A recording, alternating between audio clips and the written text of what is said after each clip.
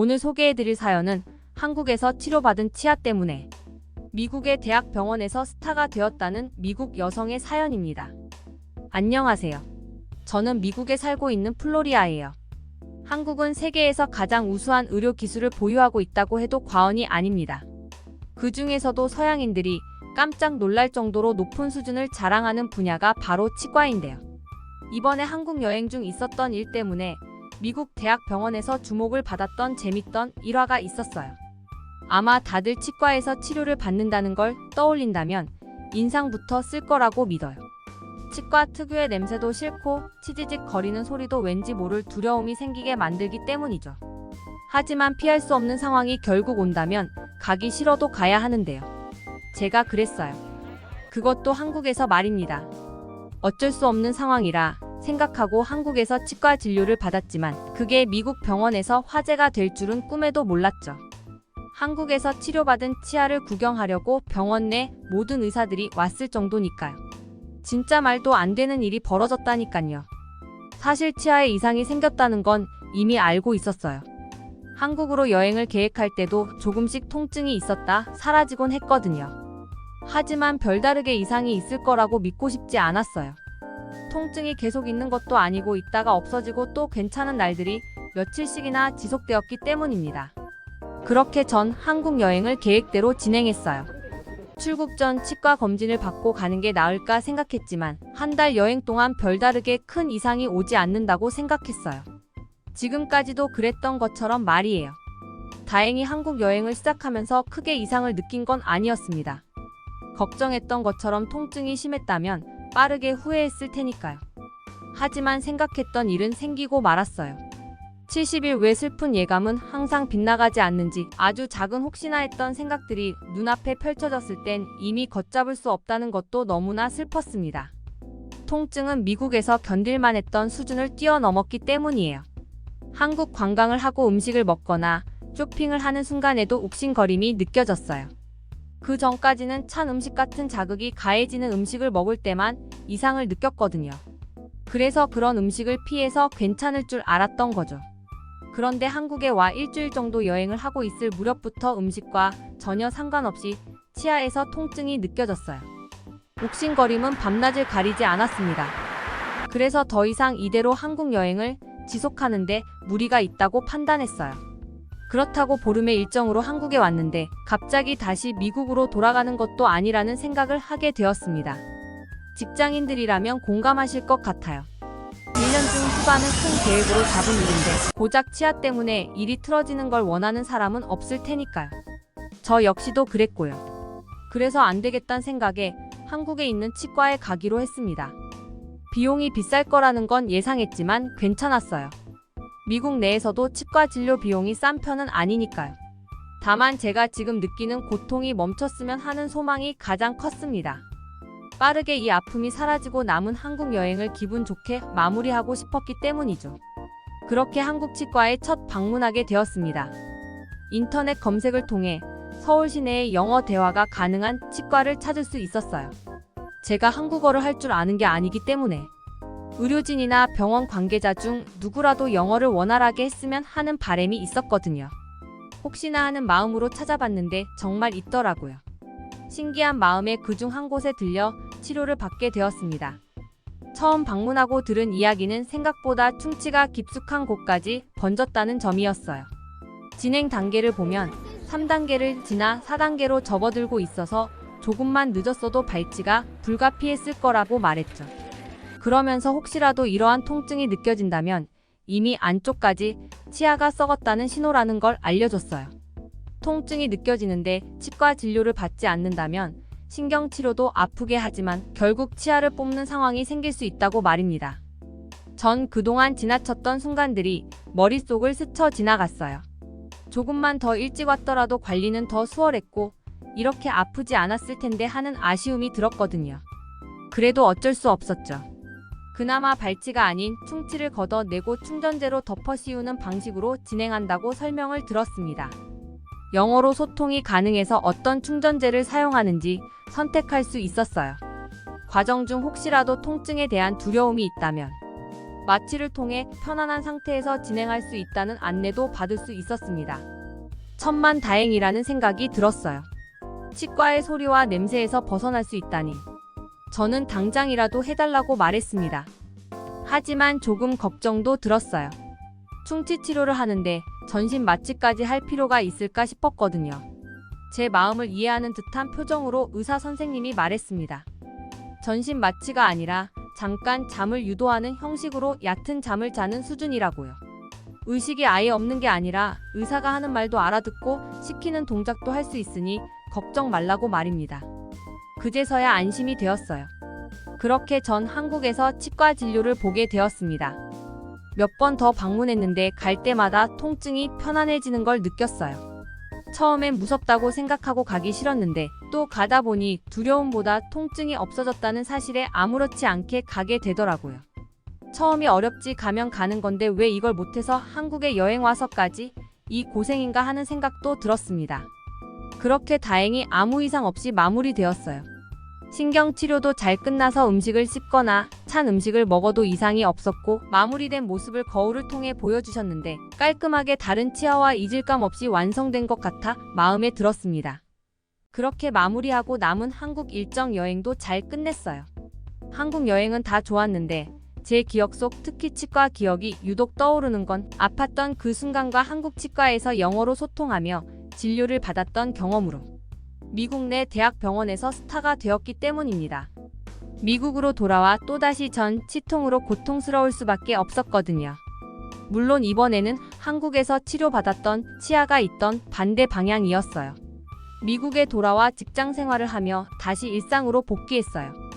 3개월 정도 지났을 무렵 전에 없던 통증을 느끼기 시작했죠. 전과 다른 점이라면 음식을 먹지 않아도 통증이 심하게 느껴진다는 점이었습니다. 저는 당연히 당황할 수밖에 없었어요. 제가 평소에 단 음식을 선호하는 것도 아니라 더욱 그랬죠. 하지만 받아들여야 했습니다. 한국 치과 의사 선생님이 통증이 느껴지는데 미룬다면 발치로 이어진다는 아찔한 소리를 들었기 때문이에요. 마음을 가다듬고 미국 내 치과에 갔어요. 아픈 부위를 알려주고 치과 선생님이 검진을 했는데 이상이 없다는 소리를 하셨습니다. 충치가 생기지 않아서 신경성일 수 있으니 일단 진통제를 먹고 그래도 나아지지 않으면 더 큰 병원으로 가는 게 좋다는 소견을 내비치셨죠. 진통제를 먹고 나아지기를 기다렸어요. 하지만 진통제를 먹어도 좀 괜찮아진 것 같지만 그렇다고 완전히 약효가 드는 것 같지도 않았습니다. 뭔가 말끔하게 해결되지 않는다는 생각에 전 대학병원 예약을 잡고 결국 대학병원으로 가게 되었어요.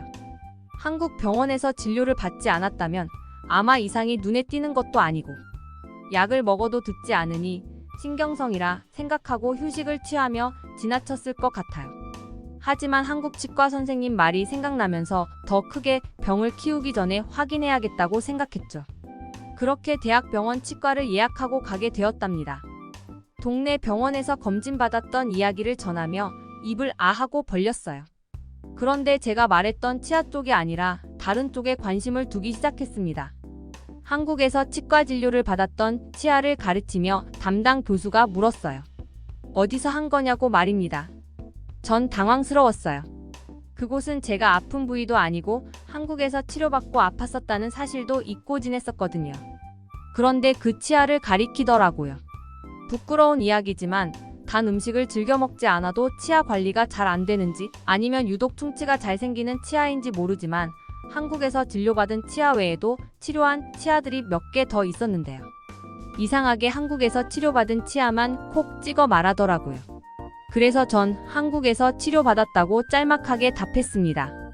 별다르게 아팠던 이야기나 여행가서 받게 되었다는 부수적인 이야기는 불필요할 것 같았거든요. 치과 진료를 보던 담당 교수는 마치 예상이라도 했던 것처럼 감탄사를 내뱉었어요. 전혀 이상할 게 없다는 표정으로 말입니다. 오히려 잠깐 제자들을 불러 보여줘도 되겠냐고 저에게 양해를 구했어요. 다른 아픈 부위에 대해서는 말이 없었으니까요. 하지만 치과 진료를 보던 담당 교수는 이렇게 완벽한 처치는 보기 힘들어 제자들에게 꼭 보여주고 싶다고 저에게 간곡하게 부탁했습니다.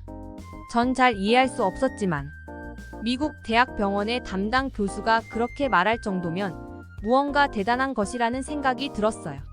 그래서 마지못해 그러라고 허락했죠.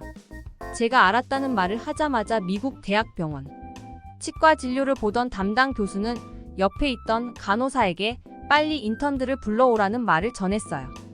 한국에서 치료받은 아주 좋은 샘플이 있다는 말을 덧붙였죠. 맞아요. 그 샘플은 바로 제 입안에 있는 치아였어요. 10분이 흘렀을까? 누워있는 제 주변에 10명 정도 되는 의사들이 쭉 둘러싸고 있었습니다. 전 몇 명 오고 말겠지라고 생각했는데 전혀 예상을 뛰어넘었어요. 그리곤 제 치아를 가르치며 절 담당했던 대학 교수가 말을 하기 시작했습니다. 한국에서 충치를 치료한 아주 우수한 사례라 여러분들에게 꼭 보여주고 싶었다고요. 이렇게 치료를 해야 완벽한 거라며 신경치료나 마무리한 것. 그리고 주변에 제 치아와 어울리는 색상 등 소재까지 하나도 빼지 않고 이야기하기 시작했어요.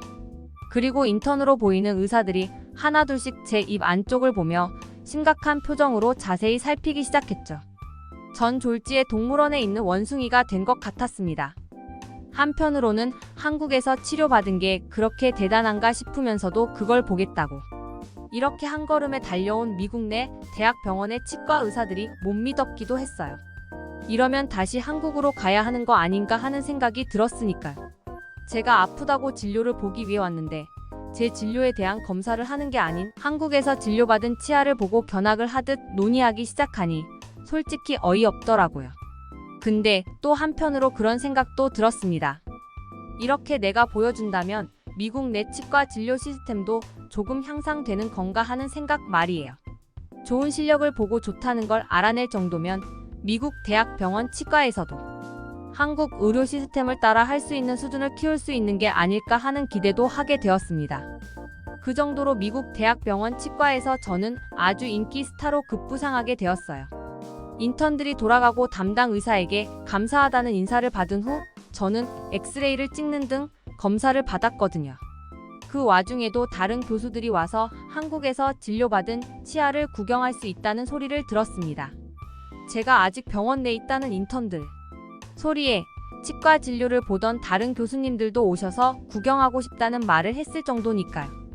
저는 진료를 보면서도 다른 치과 교수님들이 오면 입을 벌리고 보여주는 웃지 못하는 장면이 벌어지기도 했어요. 처음에는 어색하고 내가 왜라는 생각이 들었는데 나중이 되니까 저도 모르게 자부심이 생기더라고요. 그래, 내가 한국에서 치료받은 치아야 하고 말이에 웃기게도 그래서 제 대학병원 진료비가 할인되었을 정도니까요. 50%나 할인되었더라고요. 나중에 들은 말은 정말 좋은 샘플을 아낌없이 보여주셔서 감사한 마음이 담겼다는 소리로 얼마나 제 치아가 병원 내에서 조명을 받았는지 알 수 있었습니다. 그러고 보니 제가 왜 또다시 통증을 느꼈는지에 대한 이야기가 빠졌네요.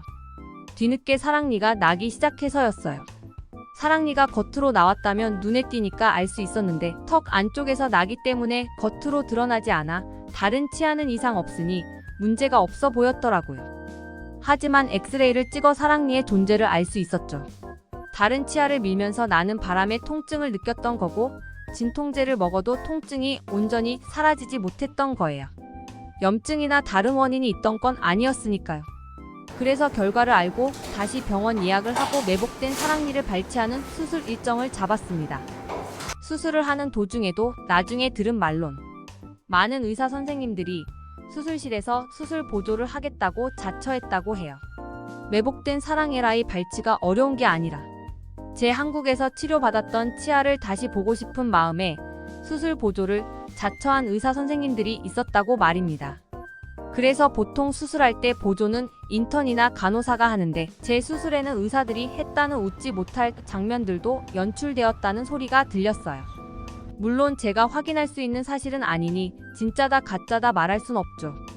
다만 설마 하는 생각과 다르게 대학병원 내 치과 의사들이 제 한국에서 진료받은 치아를 보고 보였던 관심을 떠올린다면 충분히 가능성 있는 이야기라는 생각이 들어요. 겨울이 되면 다시 한국으로 갈 여행 계획을 세우고 있습니다. 봄에 한국에 갔었는데 겨울도 참 예쁘다는 이야기를 많이 들었거든요.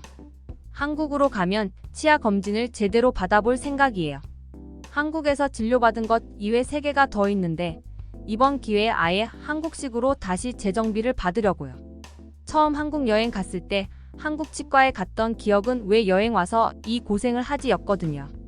그런데 미국 병원에서 한국에서 치료한 치아가 주목받으니 마음이 달라졌어요. 한국 여행을 갈 땐 무조건 치과 검진도 같이 받아야겠다고 말입니다.